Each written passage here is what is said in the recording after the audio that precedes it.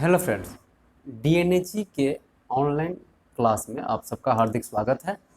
और आज के इस वीडियो में हम बात करेंगे हाइपरटेंशन की, कि हाइपरटेंशन क्या है और वह किस कारण से होते हैं, साथ ही साथ इसके प्रिवेंशन, इसके मैनेजमेंट और ट्रीटमेंट को लेकर जो है क्या पद्धतियाँ अपनाई जाती है हमारे भारतीय देसी चिकित्सा में, या कहे आयुर्वेदिक में, या फिर अंग्रेजी चिकित्सा पद्धति में, होम्योपैथिक चिकित्सा पद्धति में। तो वो सारे चीज़ों के बारे में हम इस वीडियो में डिस्कस करेंगे। हालांकि कोई भी जो ट्रीटमेंट की जो पैथी है वो डीएनएची में इंक्लूड नहीं किया गया है, लेकिन हम चाहते हैं कि हमारे दर्शकों को, हमारे जो सब्सक्राइबर है जो डीएनएची की तैयारी कर रहे हैं, तो उनको इस तरह के वीडियो से कुछ बेनिफिट हो। सबसे पहले हम बात करते हैं कि हाइपरटेंशन क्या है। व्हाट इज हाइपरटेंशन, या कहें what is high blood pressure. देखिए, सिंपल चीज़ें हैं कि high blood pressure that means कि ब्लड का प्रेशर, अगर ब्लड का pressure exerted on the vessel of the blood, मतलब ब्लड जिस हो के, सपोज दैट मान के चलिए आप कि कोई ऐसी चीज़ें हैं जिस हो के ब्लड जा रहा हो, एक ट्यूब है जिस हो के ब्लड जा रहा हो, तो अगर वो ब्लड जाने वाला रास्ता जो जिसको कि हम ब्लड वेसल्स कहते हैं, अगर उस पर ब्लड का जो प्रेशर है, ठीक है, अगर वो ज़्यादा हो रहा है तो वो हाई ब्लड प्रेशर कहलाएगा। और वो प्रेशर अगर कम हो जा रहा है तो वो लो ब्लड प्रेशर कहलाएगा। अगर वो नॉर्मल है तो नॉर्मल ब्लड प्रेशर कहलाएगा। दैट मीन्स कि pressure exerted by blood on the blood wall of the blood vessel is called blood pressure.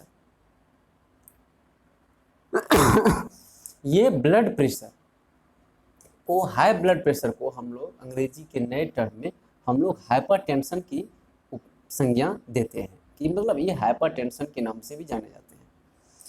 तो हाई ब्लड प्रेशर में इसके कॉजेज की अगर हम बात करें तो सबसे पहला आता है कि हाइपरटेंशन के जो कॉजेज हैं, सर्वप्रथम तो इसके जो है टेंशन है, एंजाइटी है, डिप्रेशन है, कोई चीज़ों को लेकर बहुत ज़्यादा आप बहुत ज़्यादा जो है अपने मनो मस्तिष्क पर उसका ज़्यादा आप इफेक्ट ले लेते हैं। दूसरा जो है एज है, अगर आप 40+ हो जाते हैं तो, और मोटापा है आपके पास, तो बीपी होने की संभावना बढ़ जाती है। जेनेटिक की वजह से भी, जेनेटिक अगर आपके परिवार के अन्य सदस्यों में, आपके पेरेंट्स में अगर है तो वहाँ पर भी आने की संभावना रहती है। तो ये हाई ब्लड प्रेशर के कॉजेज हो जाते हैं। मोटापा, या फिर हमारा खान लाइफ स्टाइल अगर कुछ स्टैंडर्ड है, मान के चलिए कुछ ज़्यादा ही हम लोग लग्जरियस आप हैं, तो वहाँ पे ब्लड प्रेशर होने की संभावनाएं बढ़ जाती है। काम आप कम करते हैं, शारीरिक मेहनत कम करते हैं, तो फिर वहाँ पे तनाव ज़्यादा लेते हैं, तो वहाँ पे भी blood pressure, high blood pressure होने की संभावना बढ़ जाती है। ये तो कॉजेज हो गए। उसके बाद हाँ, एक चीज़, किडनी की जो अगर क्षमताएं अगर घट जाती है तो उनकी वजह से भी हाई ब्लड प्रेशर होने की संभावना बढ़ जाती है। तो अगर हाई ब्लड प्रेशर कॉजेज हम जान गए, अब जानते हैं कि हाई ब्लड प्रेशर के अगर होता है तो हमारे बॉडी में क्या क्या ऐसे सिम्टम्स आते हैं जिनसे ये रिकॉग्नाइज हो पाए या डायग्नोस हो पाए कि जो है वो हाई ब्लड प्रेशर से पीड़ित है। सर्वप्रथम, हाई ब्लड प्रेशर के लोगों की जो रात की जो नींद है वो दिक्कतें आने लगती है, नंबर 1। नंबर 2 कि चक्कर, जब हाई ब्लड प्रेशर बढ़ जाते हैं, बीपी नॉर्मल रेंज से बाहर जाते हैं, तो फिर वहाँ पे चक्कर आना शुरू हो जाते हैं। आपको हम बता दें कि जो हमारा नॉर्मल ब्लड प्रेशर का जो रेट है वो है 120/80 mm/Hg। तो ये हमारा नॉर्मल ब्लड प्रेशर होता है। लेकिन जैसे ही 120 से अगर हम एक्सीड करते हैं, आप समझिए कि अगर आप 130/90 से आप एक्सीड करते हैं, तो आप समझा जाता है कि आपको हाई ब्लड प्रेशर से संबंधित समस्या हो चुकी है। उसके रेगुलरिटी को अगर देखा जाए कि अगर 130/90 मेंटेन आपका रहा है विदाउट टेकिंग एनी मेडिसिन, तो फिर आपको समझ जाना चाहिए कि यहाँ पे आपको हाई ब्लड प्रेशर है।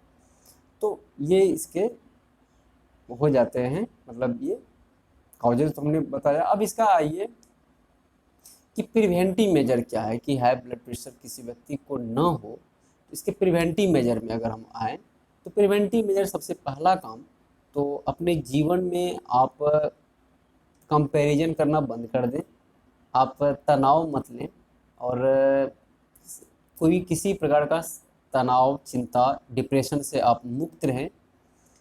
उसके बाद जो है आप अपने खान पान को लेकर नमक की मात्रा जो है आप थोड़ा कम खाएं।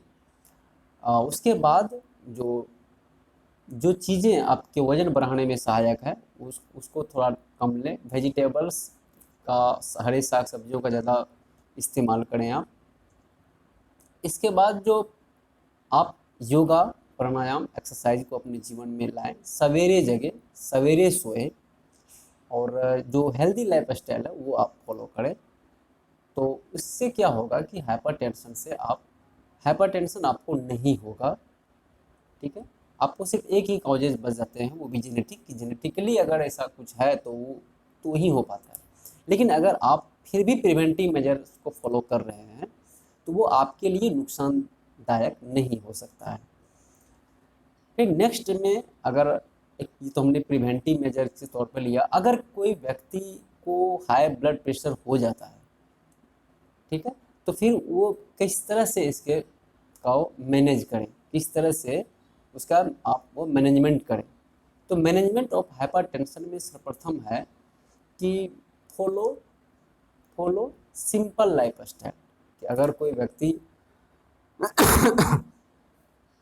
कोई व्यक्ति सिंपल लाइफ स्टाइल को फॉलो करता है, दैट मीन्स कि ज़्यादा सवेरे जगना, सवेरे सोना, योग, प्राणायाम, ध्यान, अनुलोम विलोम, भस्त्रिका, कपालभाति, जो इससे जुड़े अकॉर्डिंग टू पार्टिकुलर पेशेंट से जुड़े जो भी योगासन होते हैं, अगर उनको वो रेगुलर मोड में करें, सही डाइट लें, तनाव चिंता नहीं लें, तो फिर वो जो है इससे ये मैनेजमेंट हो सकता है। लेकिन अगर हो जाता है तो फिर क्या होगा कि आपको जो है अपने खान पान में नमक की मात्रा घटा देनी है। और प्रत्येक, चूँकि आप को हाई ब्लड प्रेशर हो जाएगा तो आप जिस भी पैथी में जाएंगे, जैसे आयुर्वेदिक में जाएंगे तो वहाँ के जो डॉक्टर्स होंगे वो अपने हिसाब से ट्रीट करेंगे। होम्योपैथिक में भी आप जाएंगे तो बेलाडोना, ग्लो और ये ग्लोनाइन जो है फेमस ये है। तो अकॉर्डिंग टू सेम सिम्टम्स के अकॉर्डिंग बहुत सारे मेडिसिन हैं होम्योपैथिक में जो बीपी को जो है वो ओवरकम करते हैं, तो वो मेडिसिन देंगे। फिर अंग्रेजी में आएंगे तो फिर इसका एक अलग ये है।